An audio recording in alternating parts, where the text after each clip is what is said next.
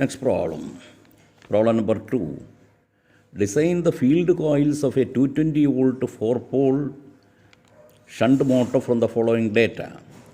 Design the field coils of a 220 volt 4-pole shunt motor from the following data. അപ്പോൾ ഇവിടെ required ampere turns per pole, ഒരു പോളിന് കിട്ടേണ്ട ampere turns എന്ന് പറഞ്ഞാൽ 5300 ആംബിയർ ടേൺസ് ആണ്. Depth of field winding DF, depth ആണ് തന്നിരിക്കുന്നത്, DF ആണ് 11 centimetre. Pole section 12.5 by 17 centimetre square, 12.4 by 17 centimetre square. അപ്പോൾ അത് 2 സെൻറ്റിമീറ്ററാണ്. LPയും BP ആണ്, ബ്രെഡ്ത്താണ് ഇവിടെ കുറവ്. ഉണ്ടേ, ബ്രെഡ്ത്താണ് കുറവ്. ലെങ്ത് ഓഫ് ദ പോൾ, ഇത് ലെങ്ത് ഓഫ് ദ പോൾ അറിയാമല്ലോ, ഇത് ബ്രെഡ്ത്ത് ഓഫ് ദ പോൾ. അപ്പോൾ ഇവിടെ 17 എന്ന് പറയുന്നത് ലെങ്ത് ഓഫ് ദ പോളാണ്, മറ്റേത് ബ്രെഡ്ത്ത് ഓഫ് ദ പോളാണ്. അപ്പോൾ അത് അപ്പോഴേ തിയറി പോർഷനായിട്ട് നോക്കി അത് ക്ലാരിഫൈ ചെയ്തോണം. നീളം കൂടിയ വശമാണ് ലെങ്ത്.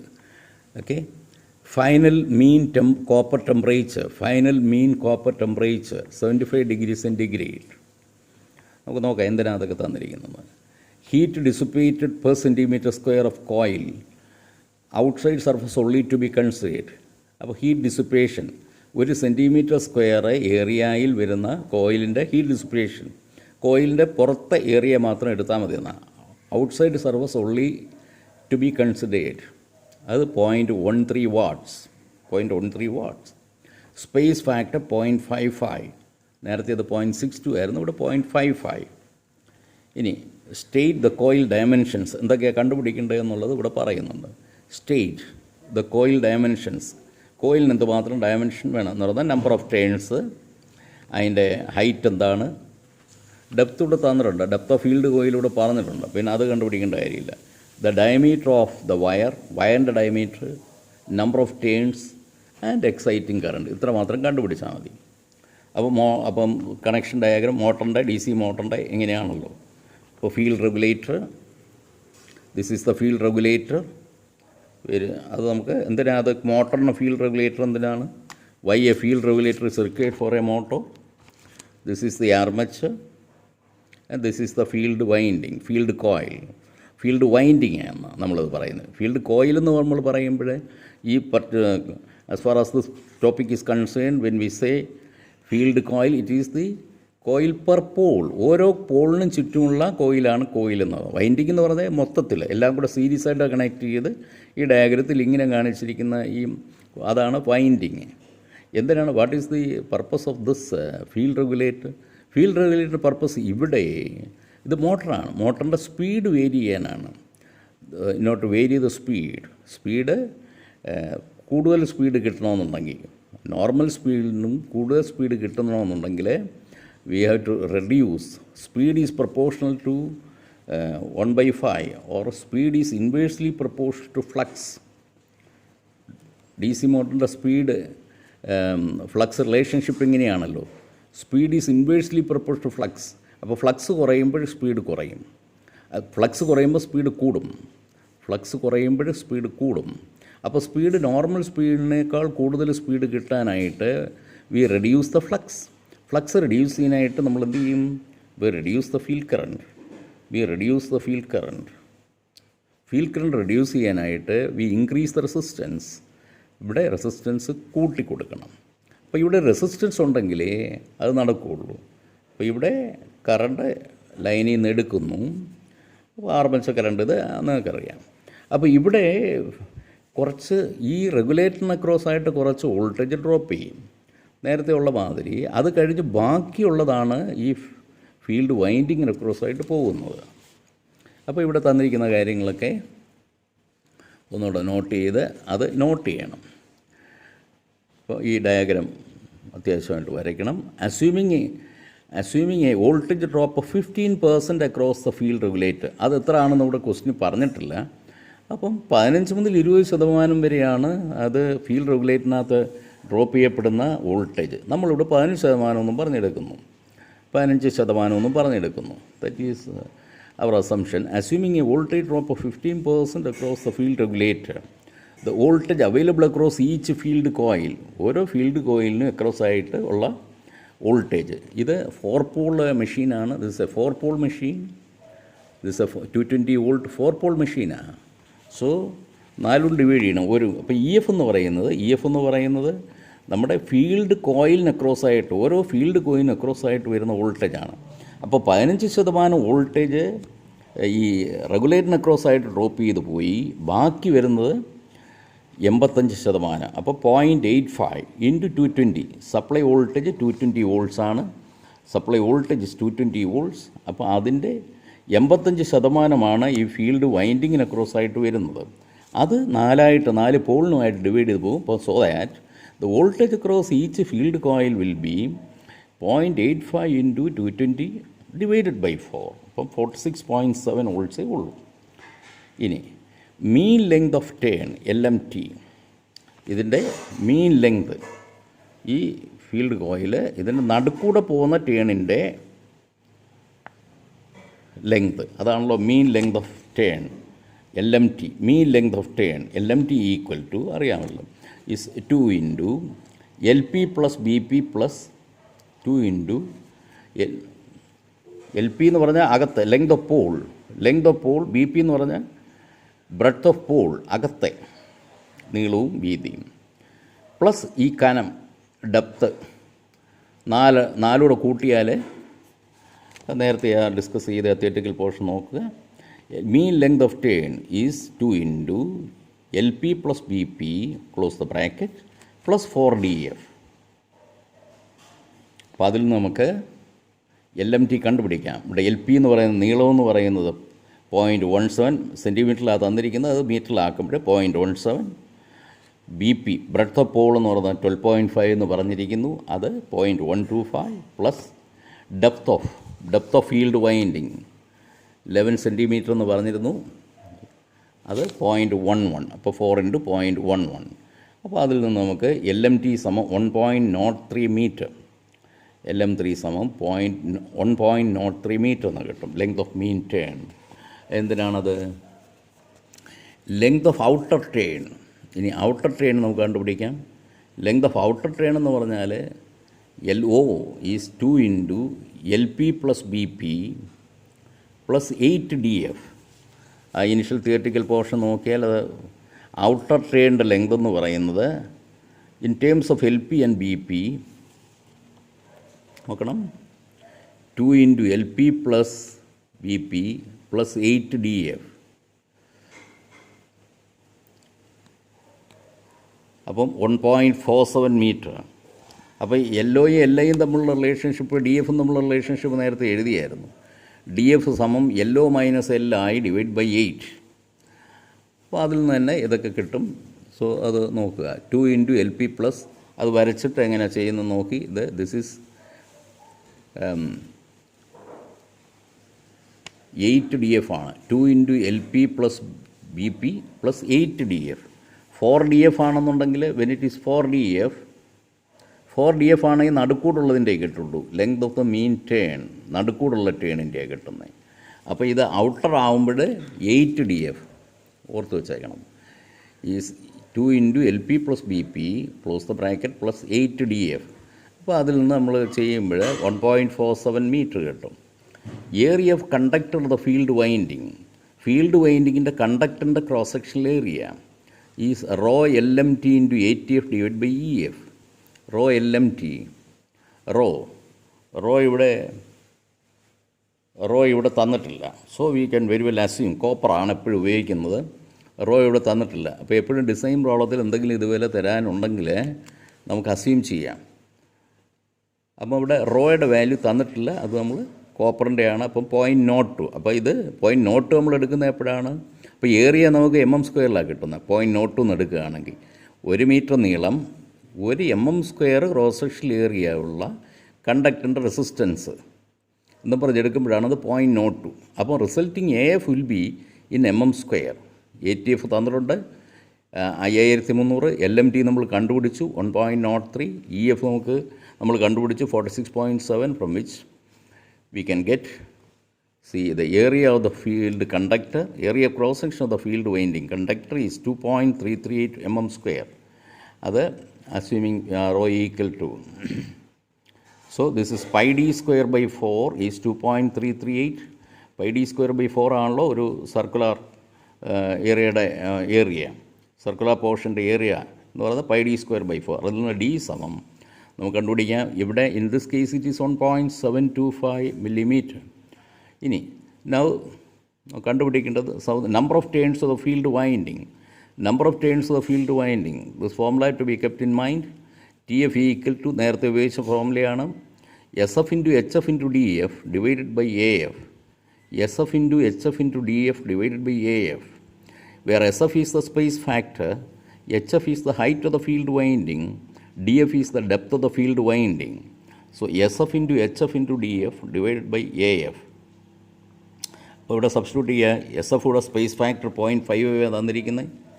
അപ്പം ഇത് പെട്ടെന്ന് നമുക്ക് പിക്ക് ചെയ്യാൻ എളുപ്പമാണ്. ഇത് നമ്മൾ ഈ നോട്ട് ചെയ്യാണ്. ഈ തന്നിരിക്കുന്ന പ്രോബ്ലത്തിൽ നിന്നും ആ ഡേറ്റ ഒന്ന് സിമ്പിൾ ഉപയോഗിച്ച് നമ്മൾ നോട്ട് ചെയ്യുകയാണെന്നുണ്ടെങ്കിൽ this can be very well picked up for substitution in the formula.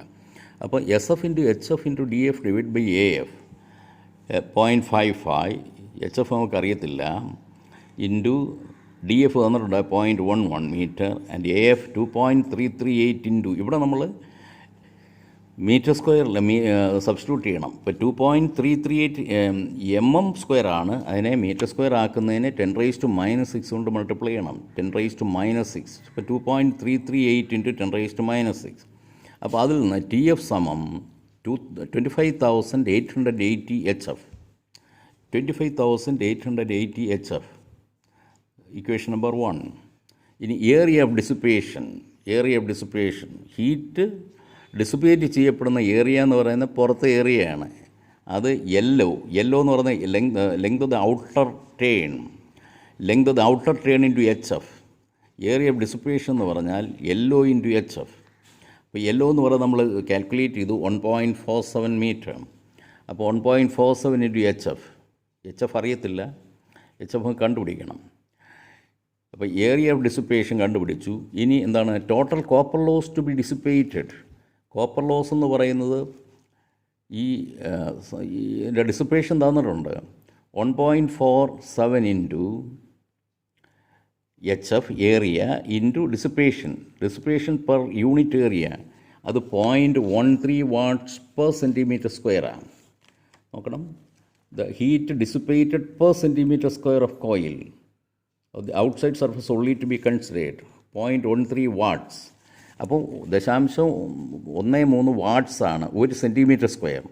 ഈ 1.47 എച്ച് എഫ് എന്ന് പറയുന്നത് മീറ്റർ സ്ക്വയറാണ്. It is in metre square.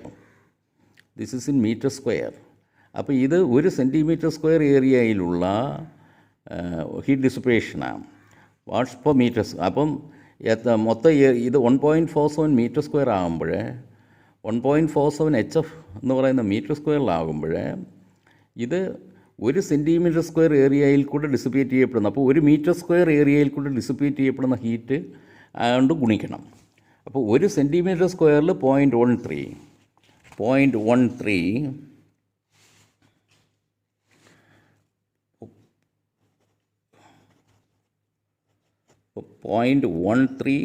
Watts per centimetre square.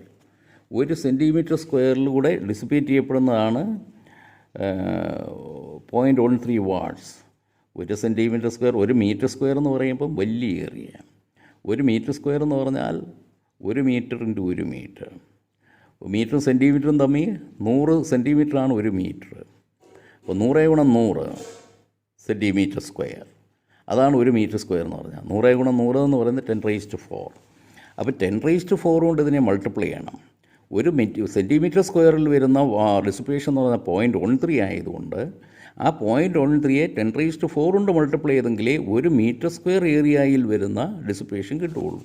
അപ്പം total heat dissipation is QF is 1.47 HF into 0.13 into 10⁻⁴. അപ്പം 1911 HF. That is equation number 2.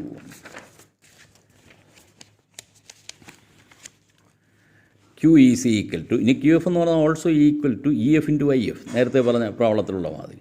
Voltage into current, അതാണല്ലോ power എന്ന് പറയുന്നത്. കോയിലിനകത്ത് സംഭവിക്കുന്ന ലോസ് എന്ന് പറയുന്നത് അതാണ്. അപ്പോൾ E F into I F സമം ക്യു എഫ് എന്ന് പറയുന്നത് 1911 എച്ച് എഫ്. അപ്പോൾ ഐ എഫ് സമം 1911 H F divide by E F. E F അറിയാം, 46.7. So I F is equal to, I F സമം, ഇത് സിംപ്ലിഫൈ ചെയ്യുമ്പോൾ 1911 ഡിവൈഡ് ബൈ 46.7, 40.921 എച്ച് എഫ്. ഇത് നമുക്ക് എന്ത് ചെയ്യാൻ പറ്റും? We have ampere turns of the field winding is I F into T F. വീണ്ടും ampere turns of field winding എന്ന് പറഞ്ഞാൽ ഒരു ഫീൽഡ് വൈൻഡിങ് അല്ല, ഫീൽഡ് കോയിൽ. ഒരു പോളിൻ്റെ വൈൻഡിങ്ങിന് വേണ്ടുന്ന, ഒരു പോളിന് പ്രൊവൈഡ് ചെയ്യേണ്ട ആംബിയർ ടേൺസ് 5300. അതെന്ന് പറഞ്ഞാൽ കറണ്ട് ഇൻറ്റു ടേൺസ് ആണ്. അപ്പം കറണ്ട് എന്ന് പറഞ്ഞാൽ 40.921 by equation 3 into T F എന്ന് പറഞ്ഞാൽ നേരത്തെ കണ്ടുപിടിച്ചിട്ടുണ്ട്, 25,880. Equation number 1. Equation number 1 gives the number of turns of the field winding. അപ്പോൾ സബ്സ്റ്റിറ്റ്യൂട്ട് ചെയ്യുമ്പോൾ, അത് രണ്ട് സബ്സ്റ്റിറ്റ്യൂട്ട് ചെയ്യുമ്പോൾ, സി 25,880. അപ്പോൾ ഇവിടെ ampere turns of the field winding substitute ചെയ്തു. A T F equal to I F into T F. So we can get HF square equal to this, from which HF equal to height of the field winding is 0.0704 meter, അതായത് 7.04 centimeter. ഇനി നമുക്ക് I F equal to, I F അപ്പം കണ്ടുപിടിക്കുക. I F എന്ന് പറയുന്നത് രണ്ട് equation number 3. So equation number 3, I F equal to 40.92 into H F substitute ചെയ്തു, 2.88 ampere. ഇനി number of turns of the field winding is from equation 1, T F equal to 25,880 H F. From equation 1, 25,880. So it is 1,821 turns എന്ന് കിട്ടും. അപ്പോൾ ഇങ്ങനെയാണ് ആ problems ചെയ്യുന്നത്. ഈ മാതിരി പ്രോബ്ലംസാണ് ഈ ഫീൽഡ് വൈൻഡിങ്ങിന് ഡിസൈനിൽ നിന്ന് വരുന്നത്. അപ്പം ഫീൽഡ് വൈൻഡിങ് ഡിസൈന് ഇത്ര രണ്ട് പ്രോബ്ലം മതി. ഇതിനകത്ത് വേറൊരു ടോപ്പിക്ക് പറയുന്നത് ഡിസൈൻ ഓഫ് ഇൻ്റർപോൾസാണ്, ഇൻ്റർപോൾസിൻ്റെ ഡിസൈൻ. അപ്പോൾ അതിന് ഞാൻ നോട്ട്സ് തന്നിട്ടില്ല, അത് കുറേ കൂടെ കോംപ്ലക്സ് ആണ്. ഇതിലത്ര സ്ട്രേറ്റ് ഫോർവേഡ് അല്ലേ, സിമ്പിളല്ല. നിങ്ങളെ അത് പഠിപ്പിക്കണോ വേണ്ടേ എന്നുള്ളത് ഞാൻ നോക്കട്ടെ. കുറച്ച് നിങ്ങൾ എത്ര പേരത് പഠിക്കുമെന്നുള്ളതാണ് എനിക്ക് സംശയമുള്ളത്. പക്ഷേ എന്നിരുന്നാലും ഇൻ്റർപോൾസിൻ്റെ പർപ്പസ് നിങ്ങൾ അറിഞ്ഞിരിക്കണം. പർപ്പസ് എന്താണ് ഇൻ്റർപോളിൻ്റെ purpose? Interpoles or compoles are used for improving the commutation. These are poles, small poles placed midway between the main poles. Main പോൾസിന് ഇടയ്ക്ക്, ഒത്ത നടുക്കായിട്ട് ഇടയ്ക്ക്, ഇപ്പോൾ നമുക്ക് 4 പോളുണ്ടെങ്കിൽ മെയിൻ പോൾസ് വരുന്നത് നോർത്ത്, പിന്നെ നമ്മൾ സാധാരണ ഇങ്ങനെ ഒരു ഇതുണ്ടല്ലോ, 12 o'clock position, 3 o'clock position, 6 o'clock position, 9 o'clock position. അപ്പോൾ 4 പോളുണ്ടെങ്കിൽ ഈ 12 o'clock പൊസിഷനിൽ ഒരു നോർത്ത് പോള്, 3 o'clock പൊസിഷനിൽ ഒരു സൗത്ത് പോള്, 6 o'clock പൊസിഷനിലൊരു നോർത്ത് പോള്, എഗെയിൻ 9 o'clock പൊസിഷനിലൊരു സൗത്ത് പോള്. അങ്ങനെയാണല്ലോ വരുന്നത്. അപ്പോൾ ഈ നോർത്ത് പോളിനും സൗത്ത് പോളിനും ഇടയിൽ അതിൻ്റെ നടുക്കായിട്ട് ഒരു സ്മോൾ പോൾ വെക്കും. അതേപോലെ എത്ര പോൾ വരും? അപ്പോൾ അങ്ങനെ ഇൻ്റർപോളർ ആക്സസിൽ അങ്ങനെ 4 പോൾ വരും. ചെറിയ പോളായിരിക്കും, മറ്റേതിനെ അപേക്ഷിച്ച് വളരെ ചെറിയ പോളായിരിക്കും. എന്തിനാണ് വെക്കുന്നത്? That is for improving commutation. Commutation എങ്ങനെ ഇമ്പ്രൂവ് ചെയ്യും? We can improve the commutation. എന്തുകൊണ്ടാണ് കമ്മ്യൂട്ടേഷൻ പ്രോപ്പർ അല്ലാത്തത്? Reactance voltage in the coil undergoing കമ്മ്യൂട്ടേഷന് വിധേയമാകപ്പെടുന്ന കോയിൽ. കമ്മ്യൂട്ടേഷൻ എന്ന് പറഞ്ഞാൽ എന്താണ്? Current reversal. ഒരു കോയിൽ, ഡി സി മെഷീനിൽ ഒരു കോയിൽ നോർത്ത് പോളിൻ്റെ സ്വാധീനത്തിൽ നിന്നും സൗത്ത് പോളിൻ്റെ സ്വാധീനത്തിലോട്ട് പോകുമ്പോൾ ആ ഇടയ്ക്ക് ആണ് നമ്മൾ ബ്രഷ് വെക്കുന്നത്, രണ്ടിൻ്റെയും കൂടെ നടുക്ക്. അപ്പം ബ്രഷിനെ കടന്നു പോകുമ്പോൾ പൊളാരിറ്റി, ഇപ്പോൾ 20 ആംപിയറാണ്, +20 ആംപിയറാണ് കറണ്ട് എന്നുണ്ടെങ്കിൽ സൗത്ത് പോളിൻ്റെ സ്വാധീനത്തിൽ വരുമ്പം ആ കോയിലിലെ കറണ്ട് -20 ആംപിയർ ഓപ്പോസിറ്റ് സൈഡിൽ പോകണം. അപ്പോൾ ഈ കറണ്ട് റിവേഴ്സൽ അതാണ് കമ്മ്യൂട്ടേഷൻ എന്ന് പറയുന്നത്. ആ നിശ്ചിത സമയത്തിനിടെ, അതായത് ഈ ബ്രഷിനെ ക്രോസ് ചെയ്യുന്ന ആ സമയത്തിനുള്ളിൽ ഈ കറണ്ട് +20 ആംപിയറിൽ നിന്നും -20 ആംപിയറിലോട്ട് പോകണം. പക്ഷേ അത് സാധാരണഗതിയിൽ ചിലപ്പോൾ നടക്കില്ല. നടക്കാത്തതെന്ന് പറഞ്ഞാൽ ഈ ബ്രഷിൻ്റെ അവിടെ വരുമ്പോൾ ഈ കോയിൽ ഷോർട്ട് സർക്യൂട്ട് ആകും. ഷോർട്ട് സർക്യൂട്ട് ആകുമ്പോഴത്തേക്ക് അതിനകത്തൊരു ഇൻഡ്യൂസ്ഡ് EMFഉം ഒക്കെ ഉണ്ടാകും. Reactance voltage L/dI/dt. അല്ലെങ്കിൽ കറണ്ട് +20യിൽ നിന്ന് -20യിലോട്ട് പോകുമ്പോഴൊരു റിവേഴ്സൽ ഓഫ് കറണ്ടാണ്, ചേഞ്ച് ഇൻ കറണ്ടാണ്. അപ്പോൾ ആ കോയിലിനകത്ത് ഒരു നല്ലൊരു വോൾട്ടേജ് ഇൻഡ്യൂസ് ചെയ്യപ്പെടും. ആ വോൾട്ടേജിനാണ് റിയാക്റ്റൻസ് വോൾട്ടേജ് എന്ന് പറയുന്നത്. ഇതെന്തുകൊണ്ടാണ്? ഈ കോയിലിൻ്റെ ഏത് കോയിലാണോ കമ്മ്യൂട്ടേഷൻ വിധേയമാകുന്നത് ആ കോയിലിൻ്റെ സെൽഫ് ഇൻഡക്റ്റൻസ്, അപ്പോൾ സെൽഫ് ഇൻഡക്റ്റൻസ് L ആണ് എന്നുണ്ടെങ്കിൽ നമുക്കറിയാം റിയാക്റ്റൻസ് വോൾട്ടേജ് സമം L/dI/dt. L/dI/dt എന്ന് പറയുന്ന റിയാക്റ്റൻസ് വോൾട്ടേജ് ഈ കോയിലിനകത്തുണ്ടാകും. By Lenz's law this induced EMF will oppose the cause. ഇതിൻ്റെ കോസ് എന്ന് പറയുന്നത്, അതായത് ഈ റിയാക്റ്റൻസ് വോൾട്ടേജ് ഉണ്ടാകാനുള്ള കാരണമെന്ന് പറയുന്നത് കറണ്ട് റിവേഴ്സലാണ്. കറണ്ട് റിവേഴ്സ് ചെയ്യാൻ ശ്രമിക്കുന്നതാണ്. അപ്പോൾ അതിനെ ഒപ്പോസ് ചെയ്യും, കറണ്ട് റിവേഴ്സലിനെ ഒപ്പോസ് ചെയ്യാം. അപ്പം 20 ആംപിയറിൽ നിന്നും -20 ആംപിയർ ആകുന്ന ആ പ്രോസസ്സിനെ ഒപ്പോസ് ചെയ്യും. എന്ന് പറഞ്ഞാൽ ഒപ്പോസ് ചെയ്യുമ്പം ഈ റിയാക്റ്റൻസ് വോൾട്ടേജ് മൂലം -20 ആംപിയർ ആകണമെന്നില്ല. അത് ചിലപ്പോൾ അതിൽ കുറഞ്ഞൊരു വാല്യൂ ആകും, ചിലപ്പം 15 ആകും, ചിലപ്പം 10 ആകുള്ളൂ മൈനസ്. അപ്പോൾ ബാക്കി കറണ്ട് സ്പാർക്കായിട്ട് ചാടുന്നതായിട്ടാണ് നമ്മൾ കണ്ടിട്ടുള്ളത്. അതാണ് അപ്പോൾ സ്പാർക്കിംഗ് ആണ് ഇതിൻ്റെ എഫക്റ്റ് എന്ന് പറഞ്ഞാൽ. പ്രോപ്പറായിട്ട് കമ്മ്യൂട്ടേഷൻ നടക്കുന്നില്ല എന്നുണ്ടെങ്കിൽ സ്പാർക്കിംഗ് ഉണ്ടാകും. അത് നല്ലതല്ല, അത് അവോയ്ഡ് ചെയ്യണം. അപ്പോൾ ഈ സ്പാർക്കിംഗ് മാറ്റാനായിട്ട് കമ്മ്യൂട്ടേഷൻ പ്രോപ്പറാക്കണം. കമ്മ്യൂട്ടേഷൻ പ്രോപ്പറാക്കണമെന്ന് പറഞ്ഞാൽ റിയാക്റ്റൻസ് വോൾട്ടേജ് ഉണ്ടാകും. ആ ഉണ്ടാകുന്ന റിയാക്റ്റൻസ് വോൾട്ടേജിനെ നള്ളിഫൈ ചെയ്യണം. നള്ളിഫൈ ചെയ്യാനായിട്ട് എവിടാണോ ഈ self induced EMF reactance voltage ഉണ്ടാകുന്ന ആ പൊസിഷനിൽ, ആ പൊസിഷൻ എന്ന് പറഞ്ഞാൽ ബ്രഷിൻ്റെ സ്ഥാനത്താണ് വരുന്നത്, അവിടെ ഒരു പോൾ വെക്കുകയാണെങ്കിൽ ആ പോളെന്ന് പറഞ്ഞാൽ തൊട്ടടുത്ത് വരുന്ന, ജനറലിൻ്റെ കേസിൽ തൊട്ട് എഹെഡായിട്ട് വരുന്ന പോളിൻ്റെ അതേ പൊളാരിറ്റിയിൽ സൗത്ത് പോളിലോട്ടാണ് വരേണ്ടത്. അപ്പോൾ ആ AD എന്ന രീതിയിൽ വരണമെന്നുണ്ടെങ്കിൽ അപ്പോൾ ഇൻ്റർപോളിൻ്റെ സൗത്ത് പോളിന് തൊട്ട് മുന്നേ വെക്കുന്ന ചെറിയ പോൾ, ഇൻ്റർപോൾ എന്ന് പറഞ്ഞാൽ ആ സൗത്ത് പോൾ പൊളാരിറ്റി ആയിരിക്കണം.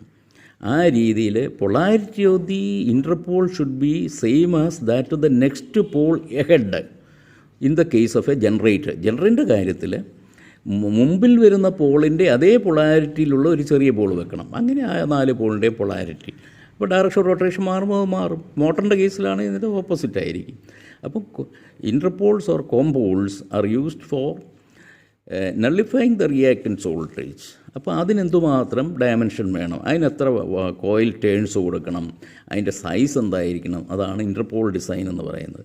അപ്പോൾ സംഗതി പോൾ ചെറുതാണെങ്കിലും പക്ഷേ അതിൻ്റെ ഡിസൈനും കാര്യങ്ങളുമൊക്കെ നമ്മളിപ്പോൾ ഈ പഠിച്ചതിനേക്കാൾ കുറച്ചുകൂടെ കോംപ്ലക്സ് ആണ്. കുറച്ച് കൂടുതൽ ഫോർമുല നിങ്ങൾ കാണാതെ പഠിക്കേണ്ടി വരും. ഞാൻ ആലോചിക്കട്ടെ, അതിൻ്റെ ഹാർഡ് കോപ്പി നോട്ട്സ് തന്നതിന് ശേഷം അതിൻ്റെ ലെസൺസ് വേണമെന്നുണ്ടെങ്കിൽ എന്തായാലും 28-ാം തീയതി ഇനിയിപ്പം തരാൻ പറ്റുന്ന 28-ാം തീയതി മറ്റും ആയിരിക്കും.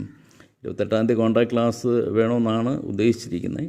അപ്പോൾ ഞാൻ ആലോചിക്കട്ടെ. ഇപ്പോൾ 28-ാം തീയതി അങ്ങനെയാണെങ്കിൽ നിങ്ങൾ കോളേജ് വരുന്ന ദിവസം ഞാൻ ആ നോട്ട്സ്, ഇനിയുള്ള ശേഷിക്കുന്ന എല്ലാ നോട്ട്സുകളും ഒന്നിച്ച് തരാം. എന്നിട്ട് അതേ പരാമർശിച്ചുള്ള ലെസൺസ് തരാം. അപ്പം നിങ്ങൾ ഇത് ഭംഗിയായിട്ട് പഠിക്കണമെന്നുണ്ടെങ്കിൽ ഈ പഠിച്ച തിയററ്റിക്കൽ പോർഷൻ എല്ലാം ഭംഗിയായിട്ട് പഠിക്കണം. നിങ്ങൾക്ക് ധാരാളം സമയം കിട്ടും. Your exams will be only in February middle.